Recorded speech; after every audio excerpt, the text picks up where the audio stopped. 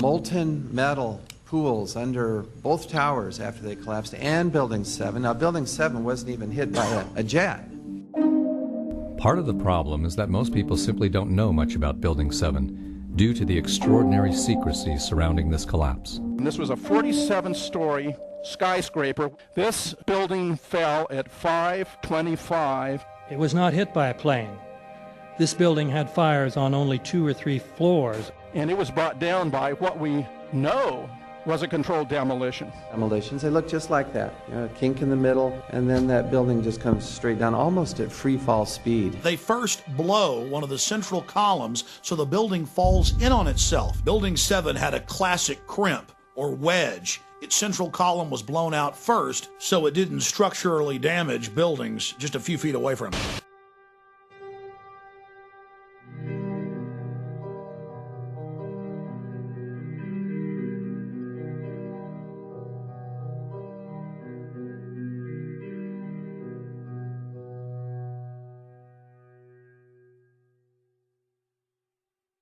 Our office was on the B1 level. As I was talking to a supervisor at 8:46, and all of a sudden we hear, boom!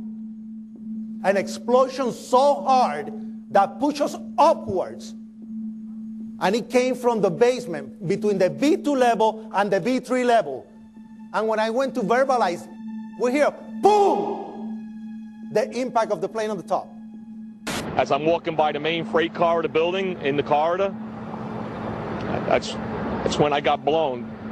I mean, the impact of the explosion threw me to the floor, and that's when everything started happening. All of a sudden, a big impact happened again, and all the ceiling tile was falling down, the light fixtures were falling. You know, you got to go clear across the whole from 1 to 2 World Trade Center, and then all of a sudden, it happened all over again. Something else hit us to the floor. Right in the basement, you felt it. Walls were caving in, everything that was going on.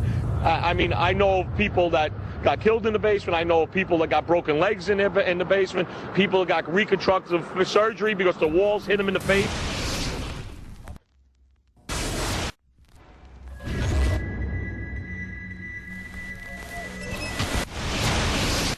According to standard operating procedure, if an FAA flight controller notices anything that suggests a possible hijacking, the controller is to contact a superior. If the problem cannot be fixed within about a minute, the superior is to ask NORAD, the North American Aerospace Command, to send up or scramble jet fighters to find out what is going on. NORAD then issues the scramble order to the nearest Air Force base with fighters on alert. But although interceptions usually occur within 10 or so minutes, in this case, 80 or so minutes had elapsed before fighters were even airborne. It's a mind-bending anomaly. Not a single U.S. Air Force interceptor turns a wheel until it's too late. There are no jets at all. What if they were so confused and had been so deliberately confused that they couldn't respond? The reason that they didn't know where to go was because a number of conflicting and overlapping war game exercises were taking place. It involved the insertion of false radar blips onto radar screens in the Northeast Air Defense Sector. Center Team U, we have a problem here. We have a hijacked aircraft headed towards New York. We need someone to scramble some F-16s or something up there to help us out. Is this real world or exercise? Is this real world or exercise? There was another exercise, Vigilant Warrior, which was in fact, according to a NORAD source, a live fly hijack drill being conducted at the same time. With only 8 available fighter aircraft, and they have to be dispatched in pairs, they were dealing with as many as 22 possible hijacks on the day of 9/11, and they couldn't separate the war game exercises from the actual hijacks.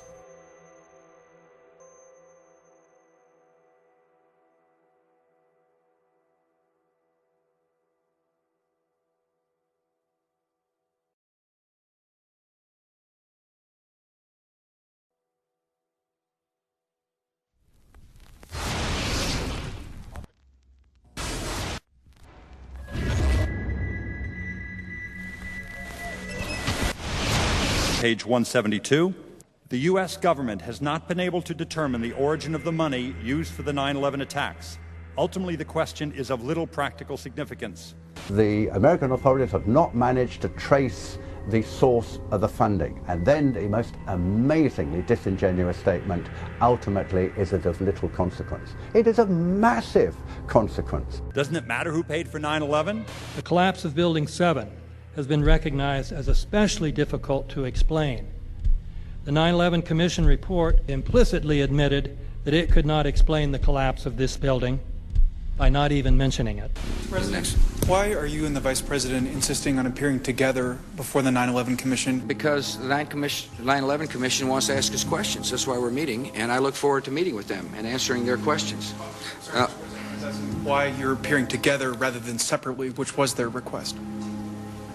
Because it's a good chance for both of us to answer questions that the 9/11 Commission is looking forward to asking us, and I'm looking forward to answering them.